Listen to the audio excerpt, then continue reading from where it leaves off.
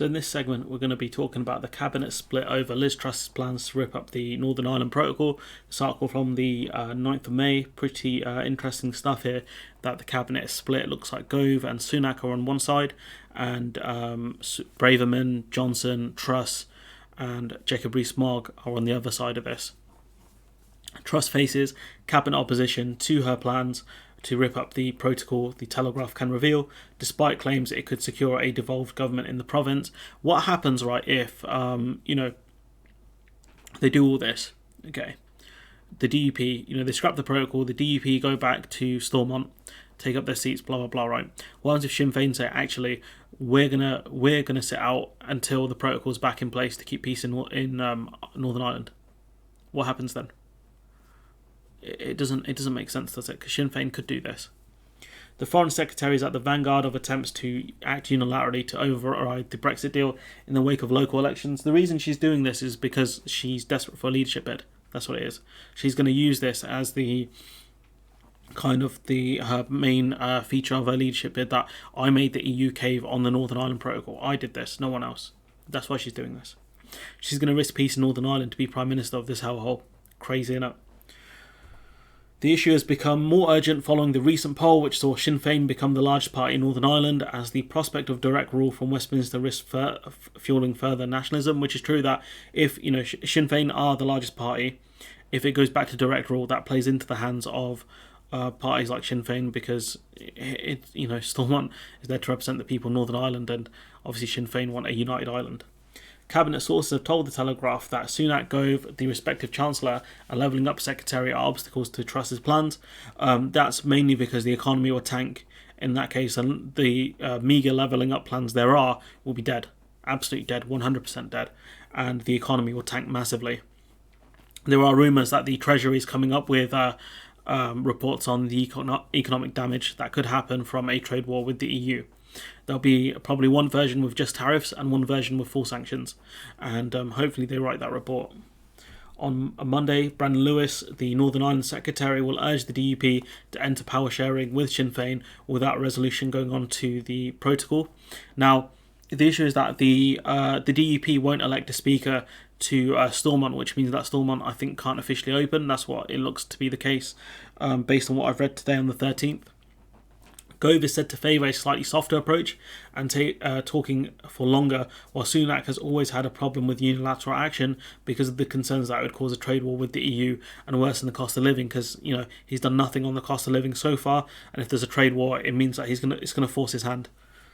A second government source suggested that the pair had meddled in the process, saying there is a difference between those who understand it and those who seek to involve themselves in it, which for me, I didn't really understand what that meant. Those who understand it, those who understand the protocol, what are you talking about? Johnson is understood to be torn on the timetable for unilateral action. The million-dollar question is when. Within the government, they're looking at publishing something called the Internal Market Bill 2 by the looks of it. The Telegraph understands that preferred unilateral action of Cabinet Hawks would involve a package of measures, including red and green lanes. Now, there's an issue with this because they talk about the need for a trusted trader scheme, right?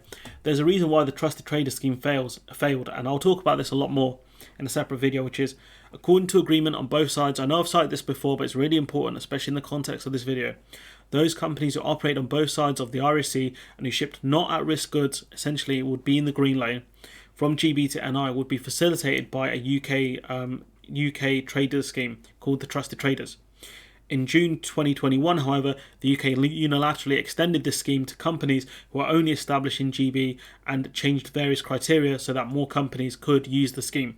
Now, you can't have a Trusted Trader scheme that's constantly doing this, especially when the parameters were very clearly set with companies that do trade between GB and NI.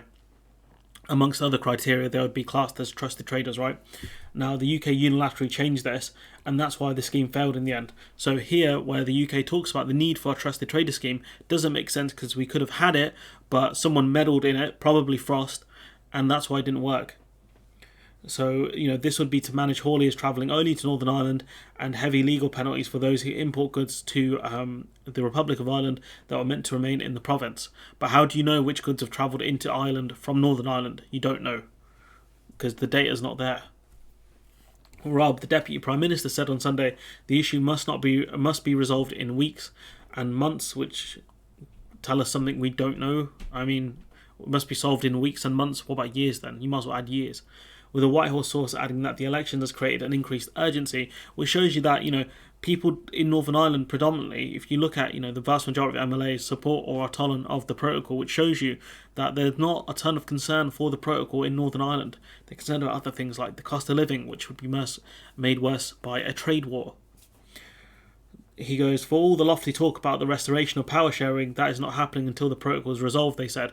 This is a Whitehall source. So it's just madness to me. Like, they want, the DUP want to scrap the protocol. If the British government do this, the DUP go back in. But then what have you achieved by doing that? Because all you've done is spark a trade war. Is it worth it at that point? Mr. Lewis said, the people of Northern Ireland need a stable and accountable government that delivers on the issues that are important to them. Dealing with the cost of living is what they want someone to deal with. Sinn Féin didn't run on a united Ireland. They ran on solving the cost of living crisis and dealing with day-to-day issues. What the DUP didn't, that's why they lost. He goes, this is why we urge the parties to come together and form an executive, but it's the DUP stopping this. Donaldson, the leader of the DUP, said he will refuse to join a new administration until the protocol is scrapped. That's not going to happen. Legally, the UK cannot scrap the entire protocol.